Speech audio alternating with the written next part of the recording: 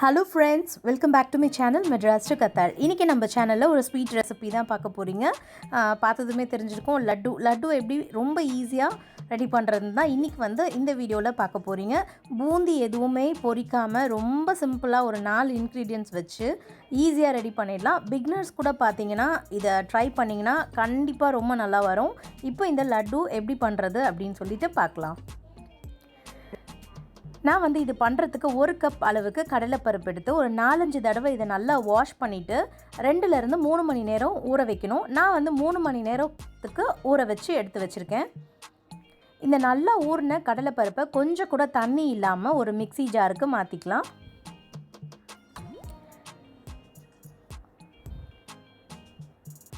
இது பார்த்திங்கன்னா கிட்டத்தட்ட 300 கிராம் அளவுக்கு இருக்கிற கடலைப்பருப்பு. இதிலிருந்து ஒரு 20 லட்டு கிட்ட நான் இன்றைக்கி பண்ணியிருக்கேன்.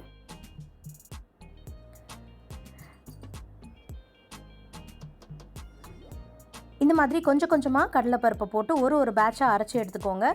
ரொம்ப நைஸாகவும் இல்லாமல் ரொம்ப கொரகொரப்பாகவும் இல்லாமல் இந்த பதத்துக்கு இதை அரைச்சி எடுத்துக்கோங்க. இப்போ இதெல்லாம் வேறு ஒரு பாத்திரத்தில் மாற்றிடுறேன். அடுத்தது எனக்கு இருக்கிற மீதி ஒரு 2 பேட்ச் கிட்ட கடலைப்பருப்பு இருக்குது, அதையும் போட்டு அரைச்சி எடுத்துக்கிறேன்.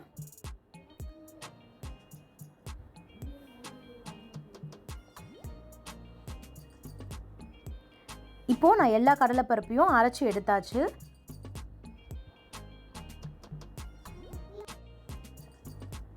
இனி இதில் ஒரு பிஞ்ச் அளவுக்கு சால்ட் சேர்த்துக்கலாம். சால்ட் அதிகமாக சேர்க்க வேண்டாம். ஒரு டேஸ்ட்காக ஒரே ஒரு பிஞ்ச் மட்டும் சேர்த்திங்கன்னா போதும். இந்த அளவுக்கு சேர்த்துட்டு இதை நல்லா கலந்துக்கலாம். இது நல்லா கலந்த பிறகு நம்ம இதை பொரிக்க போகிறோம்.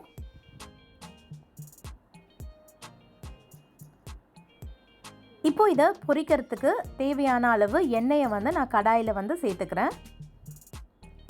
நிறைய எண்ணெய் விட்டு மொத்தமாக பொரிச்சு எடுக்கணுன்ட்டு இல்லை, கொஞ்சமாக எண்ணெய் சேர்த்து கூட ஒரு பேட்சாக கொஞ்சம் கொஞ்சமாக போட்டு பொரிச்சு எடுத்துக்கலாம். எண்ணெய் நிறைய வேஸ்ட் ஆகாது. இப்போது எண்ணெய் நல்லா சூடாயிருச்சு. நல்லா சூடான பிறகு தான் இதை போடணும். இந்த மாதிரி கொஞ்சம் கொஞ்சமாக கையில் எடுத்து நம்ம வடை பக்கோடா இதெல்லாம் போடுவோம்ல, அந்த மாதிரி சும்மா இது ஏதோ ஒரு ஷேப் வேணும் அப்படின்ட்டுலாம் இல்லை, நம்ம சாதாரணமாக இந்த மாதிரி போட்டுக்கலாம்.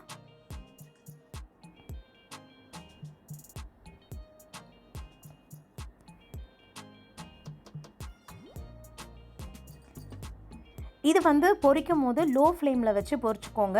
ஏன்னா ஹை ஃப்ளேமில் வச்சிங்கன்னா அந்த கடலை மாவோட அந்த கலர் பொரியிறப்ப சேஞ்ச் ஆயிரும். அதனால் லோ ஃப்ளேமில் வச்சு கலர் சேஞ்ச் ஆகாமல் பொரிச்சு எடுக்கணும். இதை ஒரு சைடு நல்லா பொரிஞ்ச பிறகு மெதுவாக இதை இன்னொரு சைடு திருப்பி போட்டுக்கலாம். இப்போது எனக்கு நல்லா பொரிஞ்சிருச்சுது. இந்த அளவுக்கு கலர் இருந்தால் போதும், நம்ம இதை தனியாக எடுத்துடலாம். இந்த கடலைப்பருப்பு பார்த்திங்கன்னா 3 மணி நேரம் நல்லா ஊறி இருக்கிறதுனால இது குயிக்காகவே வெந்துடும். அதனால் ஒரு 2 நிமிஷத்துக்கு இது பொரிஞ்சாலே போதும் 2 சைடும். இப்போது மீதமுள்ள மாவுலையும் நான் இந்த மாதிரி போட்டு எடுத்துக்கிறேன்.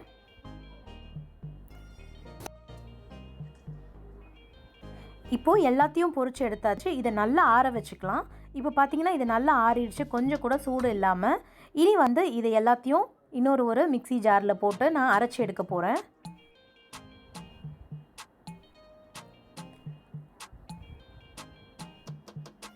கரெக்டாக ஒரு 5 to 10 செகண்ட்ஸ் இது நீங்கள் அரைச்சிங்கன்னா போதும். இந்த மாதிரி தான் இருக்கணும், ரொம்ப நைஸாக இருக்கக்கூடாது. இப்போ பார்த்திங்கன்னா இது குட்டி குட்டியான ஒரு பூந்தி மாதிரி ஆயிடுச்சு. இந்த அளவுக்கு அரைச்சா போதும்.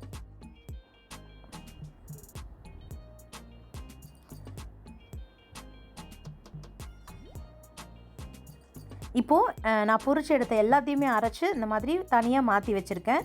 இனி நம்ம சர்க்கரை பாகு ரெடி பண்ண போகிறோம். நான் பார்த்திங்கன்னா கடலைப்பருப்பு இந்த கப்பில் தான் அளந்து எடுத்தேன். நம்ம எந்த கப்பில் கடலைப்பருப்பு எடுக்கிறோமோ அதே கப்பில் சுகர் எடுத்துக்கணும். இப்போது நான் 1 கப் கடலைப்பருப்புக்கு 1 கப் அளவுக்கு சுகர் எடுத்திருக்கேன். இதில் ஒரு 1/4 கப்புக்கு கொஞ்சம் அதிகமாக தண்ணி சேர்த்துருக்கேன். சேர்த்துட்டு ஹை ஃப்ளேமில் வச்சு இந்த சர்க்கரையை நல்லா கரைய விடுங்க.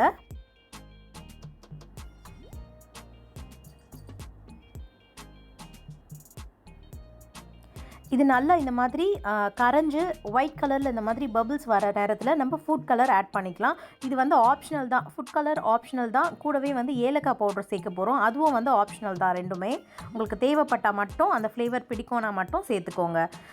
இந்த ஃபுட் கலர் ஆட் பண்ணிவிட்டு நல்லா இந்த மாதிரி கலந்து விட்டுக்கலாம். அடுத்தது நான் வந்து ஒரு அரை டீஸ்பூன் அளவுக்கு ஏலக்காய் பவுடர் வந்து சேர்க்குறேன். இதில் சேர்த்துட்டு இதையும் நல்லா கலந்து விட்டுக்கலாம். இந்த ஸ்டேஜில் கொஞ்சம் லோ ஃப்ளேமில் வச்சு இதை கொதிக்க விட்டுட்டுருங்க. இப்போ பார்த்தீங்கன்னா இது நல்லா கொதிச்சிருச்சு. இப்போது இது என்ன மாதிரி கன்சிஸ்டன்சியில் இருக்கணும் அப்படின்னு நான் வந்து காட்டுறேன் உங்களுக்கு. நல்லா இதை கலந்து விட்டுட்டு இப்போது இந்த மாதிரி கையில் கொஞ்சமாக எடுத்து பார்த்தீங்கன்னா 1 ஸ்ட்ரிங் கன்சிஸ்டன்சின்னு சொல்லுவாங்க, ஒரு கம்பி பதம்னு. இப்போ நான் இப்படி கையில் காட்டும் போது ஒரே ஒரு கம்பி மாதிரி ஒன்று வந்துச்சுல, அந்த மாதிரி இருக்கிற போது நீங்கள் வந்து ஸ்டவ் ஆஃப் பண்ணிவிடுங்க. பண்ணிவிட்டு நம்ம பொரிச்சு எடுத்து வச்சுருக்க இந்த கடலை மாவு அந்த பொரிச்சதை நம்ம இதில் சேர்த்துக்கலாம். சேர்த்துட்டு இதை நல்லா கலந்துக்கோங்க இந்த சர்க்கரை பாகோட.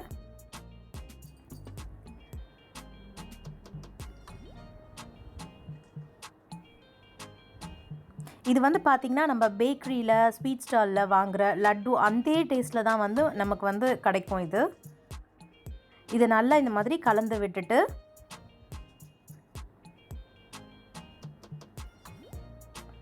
இப்போது நம்ம கொஞ்சம் முந்திரியும் திராட்சையும் பொரித்து சேர்க்க போகிறோம். நான் வந்து ஒரு 3லேருந்து 4 டேபிள் ஸ்பூன் அளவுக்கு நெய் வந்து சேர்த்துக்கிறேன். நெய் கொஞ்சம் தாராளமாக சேர்த்தோன்னா லட்டுவோட டேஸ்ட் வந்து ரொம்ப நல்லாயிருக்கும். இப்போது இந்த நெய் நல்லா சூடான பிறகு நான் ஒரு 20 முந்திரி பருப்பு சேர்த்துக்கிறேன்.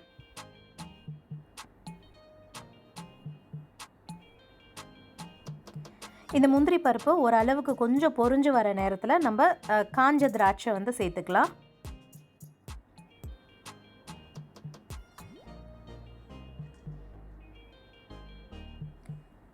இந்த திராட்சை வந்து பொரிஞ்சு கொஞ்சம் பலூன் மாதிரி உப்பி வர நேரத்தில் நம்ம வந்து ஸ்டவ் ஆஃப் பண்ணிக்கலாம்.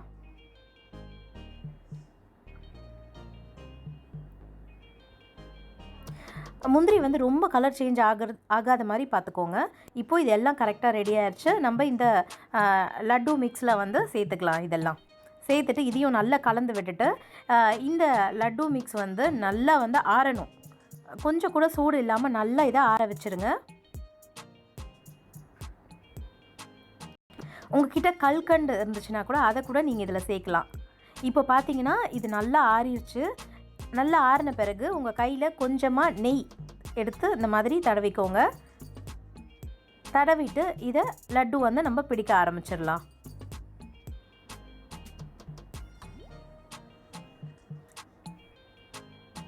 இந்த மாதிரி ஒன்று ஒன்றா பிடிச்சி எடுத்துக்கலாம்.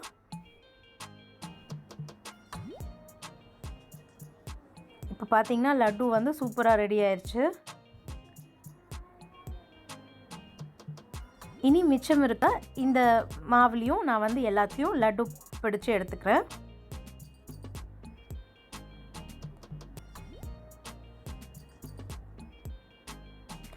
வந்து லட்டு செய்யணும் அப்படின்னா ரொம்ப கஷ்டப்படவே தேவையில்லை.